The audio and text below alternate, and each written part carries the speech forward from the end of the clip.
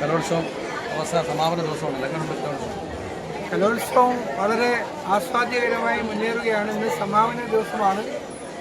ഏതാണ്ട് വൈകിട്ട് 6:30യോടുകൂടി സമാപന സമ്മേളനം നടത്താൻ കഴിയുമെന്നാണ് സംഘാടക സമിതി കരുതുന്നത്.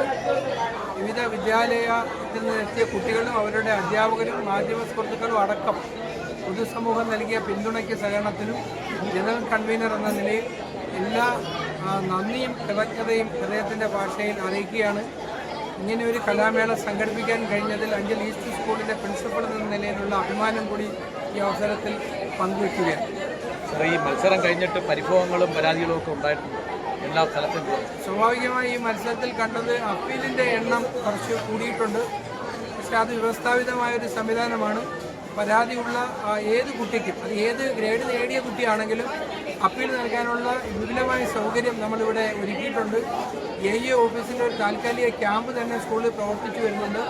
മത്സരം കഴിഞ്ഞ് 1 മണിക്കൂറിനകം കുട്ടിക്ക് അവൻ്റെ അപ്പീൽ നൽകാവുന്ന അവസരമുണ്ട്. ഇന്നലെയൊക്കെ മത്സരങ്ങൾ വൈകി 10 മണിക്കൊക്കെ അവസാനിച്ച മത്സരങ്ങളുണ്ട്. എല്ലാ മത്സരാർത്ഥികളും പുറത്തു പോയതിനു ശേഷമാണ് ഇതിൻ്റെ സംഘാടകർ ഈ സ്കൂൾ വളപ്പ് വിട്ടുപോകുന്നത്. ആർക്കും ഒരു ബുദ്ധിമുട്ട് വരാത്ത വിധത്തിലുള്ള എല്ലാ ക്രമീകരണവും വിവിധ കമ്മിറ്റികളുടെ നേതൃത്വത്തിൽ നൽകാൻ കഴിഞ്ഞു എന്ന ഒരു വലിയ ചാരിതാർത്ഥ്യമാണ് ഈ അവസരത്തിൽ എല്ലാവരുമായി പങ്കുവയ്ക്കാനുള്ളത്.